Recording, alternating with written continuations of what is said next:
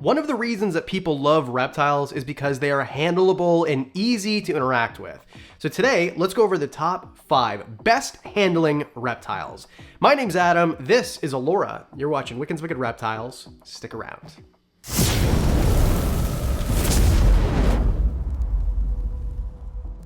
Not sure why I did the finger guns. Either way, I think that handleable reptiles are my favorite reptiles, and they're probably your favorite too.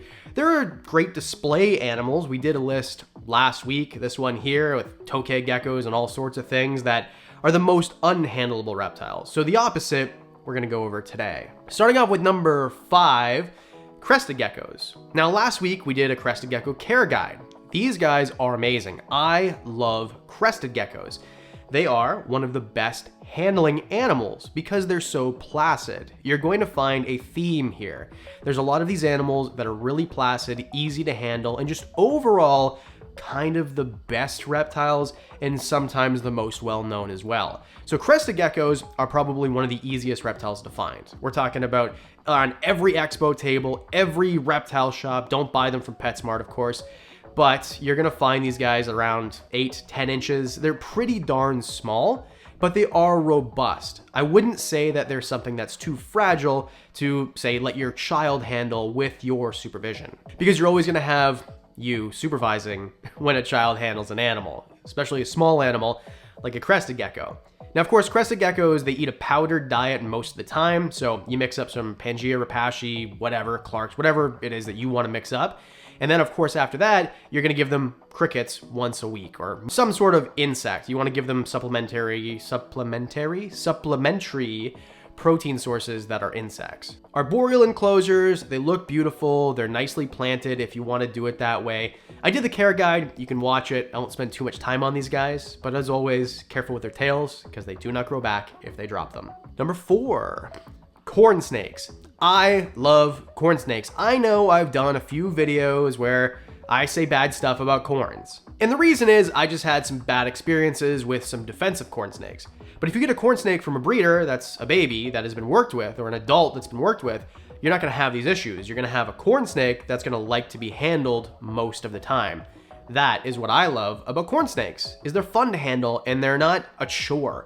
There's some animals that are too big or too strong, Duermals, boas, Burmese pythons, that I would call great handling animals for more advanced keepers, but this list is for everybody. So if you've never had an animal before, and you never had a snake, and you want maybe the best handling snake, corn snakes are right up there. Because they're thinner body, they're not very big like another entry we're gonna go over. I'm sure you can guess what it is. They come in a bunch of different morphs, so you can have a whole bunch of different colors. And the normal ones are beautiful, but you can get crazy looking Tesseras and Palmettos and all these crazy looking ones.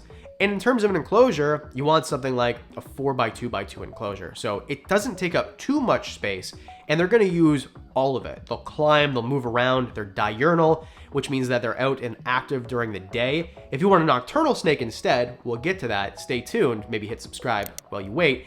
But of course, this animal is great for handling, which is why it's on the list. They are very inapt to bite you unless they think you're food. But of course, you're gonna do your research and figure out things like don't thaw rats in the room while you're handling your corn snake, things like that, and you're gonna have a great handling snake. They're one of the best, they're one of my favorites. I can't wait to get another corn snake. If you guys follow the channel, corn sadly passed away. Just unfortunately with reptiles, sometimes they just show no signs of illness and then one day they're gone. So very sad about that, but this isn't a sad video, this is a happy video. So let's move on to number 3. And of course, we're talking about leopard geckos. Now this is one of the most beautiful leopard geckos that I've ever seen, maybe the most beautiful one that I have in my personal collection. And this right here, well, a whole bunch of genes in her, but her name is Allura, that's the important thing. And as you can see, handling her is a dream. Now of course she's small, they're not very big animals, 7-8 inches, something like that.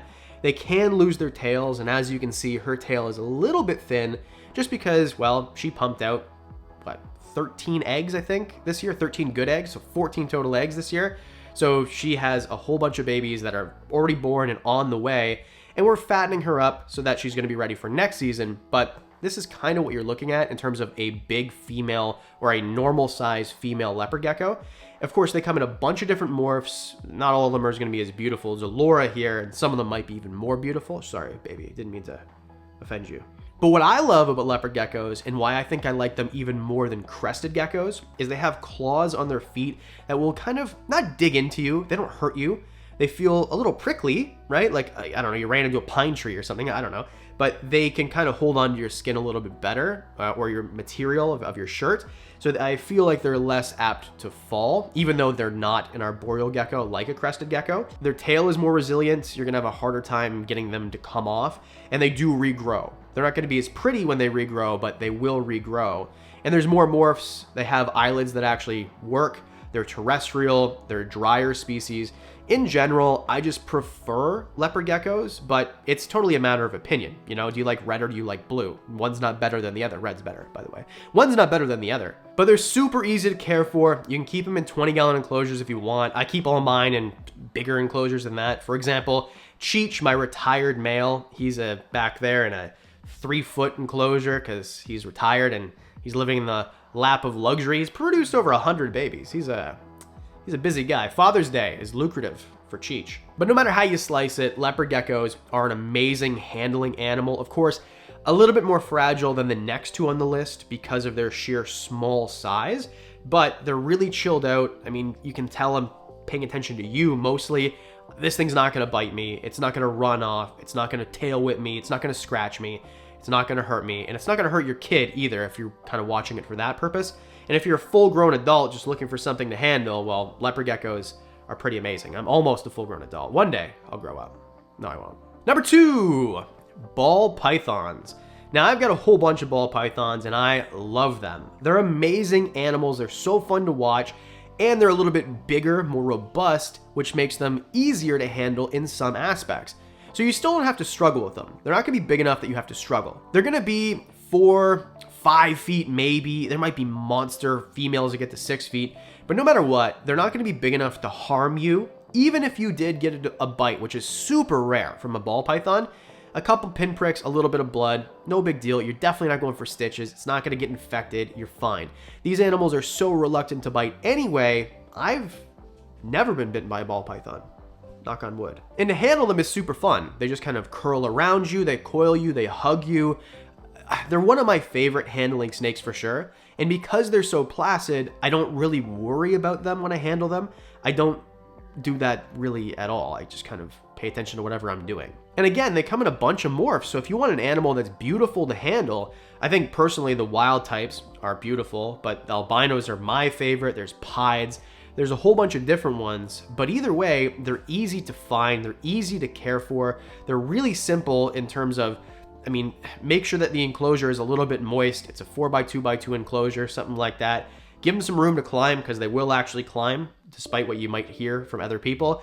Mine all use the space to climb. Give them a hide on each side, give them a water bowl. Like, it's pretty simple stuff. And then you feed them once a week, which is another great thing. And a little bit different. Leopard geckos are gonna eat 3 times a week, something like that when they're adults. Some ball pythons, if they're big females, will eat once every 10 days or every 14 days. So no matter how you slice it, they're easy to care for, and the handling is basically a dream. They're one of my favorite animals by far to handle, something that I feel super confident and comfortable with. And if you're new to reptiles, well, this might be the one for you. Now, just before number 1, obviously these are all really common reptiles, but sometimes I like to do lists like the top 5 most handleable reptiles you've never heard of. Do you want me to make that video? Let me know in the comments section. Hit a like, leave a comment. That's how I know that you want it. That brings us to number 1. Obviously, this is Diamond the Bearded Dragon, and I bet you're wondering what happened to Diamond? Where'd he go? Well, he was just being saved for number 1 because he runs the show and he knows it. And the reason that bearded dragons are number 1 is because, well, it's the same reason that I use Diamond in all the videos. I can concentrate on you. I'm not worried about him. Don't get me wrong, bearded dragons like to move and groove sometimes, and if you give them enough space and the proper lighting, proper temperature, proper humidity, proper setup, they're gonna move around and be super fun to watch. But when you take them out, if you want, they'll sit down, they'll settle down, and they'll just chill. And that's why I love bearded dragons, because they're chill. I like animals that don't go crazy. That's why I love Burmese pythons instead of reticulated pythons. Well, I like them both, but I prefer Burms. There's a whole video about it right here if you don't know what I'm talking about. Either way, I think bearded dragons are, there's no other animal that could work for number 1. This is just number 1. period, plain as day. It's an easy handling animal. It's big enough that it's impressive. It's gonna be 18, 20, 24 inches if you get a big one. Diamond's pretty small for a male, to be honest. They're gonna eat really easily, salad, greens, Swiss chard, arugula, stuff like that. And then you're gonna feed them crickets, dubia roaches, worms, all sorts of different stuff, right? You can check out my care guide for more. But either way, to handle them, they're not gonna bite you. I mean, they might head bob or wave at you. That's pretty much it. They're gonna look super cute. They can eat out of the palm of your hand. They're not gonna bite you. They're not gonna bite you. They're not gonna bite you. These just are really fun animals. And because they're big and they have these claws that don't hurt you, right? Just make sure you trim them and you give them hard surfaces in the enclosure to naturally file them down. They're gonna be able to hold on to you because they're semi-arboreal, right? So they're used to that, but it's not gonna hurt you. Something like a monkey tail skink, if you handle one of those things are gonna rip you to pieces. They've got very strong, very sharp claws. Diamond and all bearded dragons, on the other hand, they just have the perfect claws in my opinion. They're super duper cute. These are amazing handling animals. I love bearded dragons, super easy to care for, and the #1 spot. But I wanna know from you, what do you think your favorite animal to handle is? Let me know in the comment section below. I'd love to know. And as always, a special thanks to the Patreon supporters. You guys are freaking amazing. You get discounts on merch, you get videos early, you get extra videos, you get early access to things, you know about stuff in my reptile room, one-on-ones, all that for as little as $1 a month. And that's it. Because I do videos twice a week, that means I'll see you in the next one.